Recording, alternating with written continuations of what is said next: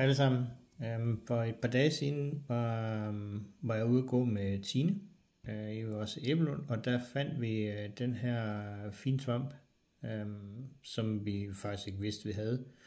Det er en svamp, der hedder turkeytail, og navnet er inspireret af de her farvebånd, der ligger hen ad svampen, som i, hvis man har set en kalkunhale, så kan man godt se, hvor inspirationen kommer frem. På dansk, der hedder den også lædersporesvamp. Den er, og det kommer af, at den er sådan lidt læderagtig i dens konsistens. Den er meget gummiagtig. Men det, der er interessant ved den, det er dens egenskaber. Den har været brugt i Asien i mange hundrede år i forbindelse med som et medicinsk tilskud eller kosttilskud. En af de områder, hvor den har en effekt, det er blandt andet på vores immunforsvar. Den indeholder en række forskellige polysakkarider, som er med til at stimulere de celler i vores immunforsvar, der bekæmper bakterier og infektioner, blandt andet makrofager, og som man også kalder dræber immuncellerne. Så den har en række effekter på vores immunforsvar. Så indeholder den også en hel række stoffer, som har ret kraftig antioxidantvirkning, så den er også med til at bekæmpe de der skadelige effekter, som frie radikaler har i vores krop. Så har man brugt den som en understøttende del, blandt andet til kræftbehandling, så den har en effekt i forbindelse med kemoterapi. Men man ved, at den kan være med til at mindske bivirkningerne ved kemoterapi, og man ved, at den har en potentiel mulig effekt i forbindelse med forskellige kræfttyper, at den kan mindske og hele bedring ved kræftpatienter. Så det er en ret fascinerende lille svamp, som kan rigtig meget. Så har den også en antibakteriel effekt, så den kan blandt andet virke i vores tarme og være med til at bekæmpe infektioner både fra virus og fra bakterier. Endelig så indeholder den en række stoffer, som blandt andet virker i vores tarmsystem, som præbiotika. Det er nogle fiberstoffer, som er med til at give næring til vores naturlige tarmflora, så den styrker vores tarmflora i vores tarm. Så der har den også en effekt. Så det er ret fascinerende, at den her lille gummiagtige svamp kan have så mange positive effekter på vores krop. Jeg har gjort det nu, da jeg plukkede en stak af dem, og dem har jeg startet med at tørre, som I kan se her i det her glas. Det er alle sammen tørrede turkeytails. Så jeg har taget nogle af dem og pulveriseret, altså blendet dem. Det bliver sådan helt puffy pulver, når det bliver blendet. Og det her pulver skal jeg blandt andet bruge til, at en af de ting, man kan, hvis man vil købe turkeytails, som koster skuld, så kan man få det som lige præcis pulver. Og det kan blandt andet bruges i kaffe. Så vi havde en afstemning om, hvem der skulle være forsøgskanin herhjemme, hvem vi bedst kunne undvære til at teste, om det her det var godt i kaffe. Og det blev jo så åbenbart mig, der bedst kunne undværes. Så det har jeg prøvet at teste. I den her, der er der kommet turkeytail pulver i kaffen, og blev opløst i det. Og når man grunden til, at man putter det i kaffe eller te, det er, at cellemembranerne i de her svampe er ret hårde, så de er svære at udtrække de her stoffer fra, og derfor kan man enten udtrække det ved kogning eller ved alkohol, som jeg kommer til at snakke om lige om lidt.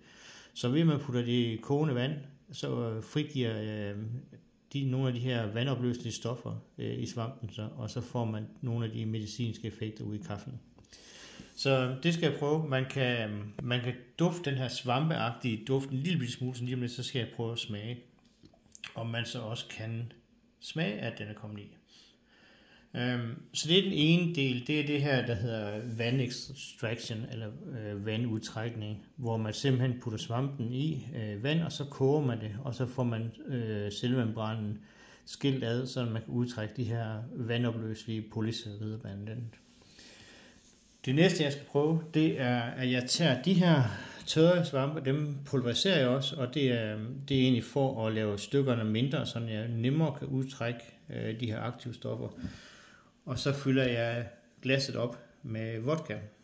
Og det er fordi, at der er en hel masse fedtopløselige stoffer, som ikke bliver frigivet ved, at man bare koger det. Så det første step, den her del, som jeg kommer til at gøre med de sidste svampe, det er at lave det, der hedder en alkoholudtrækning, hvor jeg putter det i alkohol i 14 dage. Så vil de fedtopløselige aktive stoffer, som man skal bruge, som har positiv virkning, de vil simpelthen blive frigivet til alkoholen. Og så tager man og sorterer vandet eller væsken fra, hvor alle aktive stoffer er i, og så tager jeg svampemassen, som bliver tilbage, når det her pulveriseret lidt mindre fint end det her. Det bliver så puttet over i en lille gryde, og så bliver det kogt et par timer også, for at frigive de vandopløselige stoffer, så jeg både får de fedtopløselige og de vandopløselige. Og endelig til sidst, så har man sådan en flydende opløsning med alkohol og en flydende opløsning med vand, og det blander man så i et bestemt forhold, og så har man sådan en tekstur, man kan drikke en lille smule af hver morgen, nogle dråber i sin morgenkaffe, eller hvad man har lyst til. Og så får man alle de her medicinske egenskaber for tørketalen flyttet over en væske, man kan bruge som kosttilskud. Så ret fascinerende, at den her lille svamp kan have alle de her effekter. Men prøver jeg lige at smage på det her og se, om de skal ringe 112, eller jeg overlever. Børnene, de var ikke helt sikre på, at jeg overlevede det.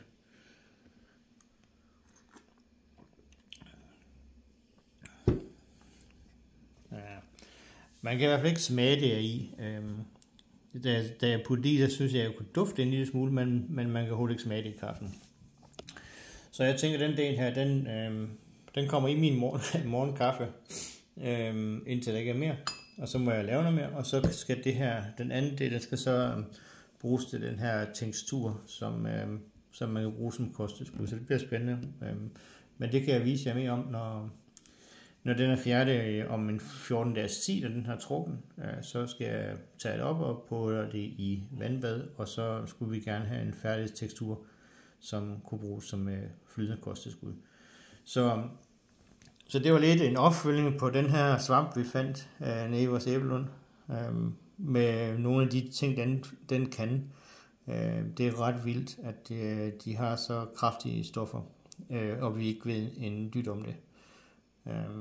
Det her, det kunne være alternativ til meget medicin, som findes på markedet, men det er selvfølgelig heller ikke så interessant, hvis man kan spise nogle naturlige ting i stedet for at putte penicillin og andre ting i kroppen. Men det var mit projekt i dag. Kaffe med turkey-tail, og så skal jeg sætte den her double extraction med alkoholdelen i gang, hvor jeg simpelthen tager lige og blender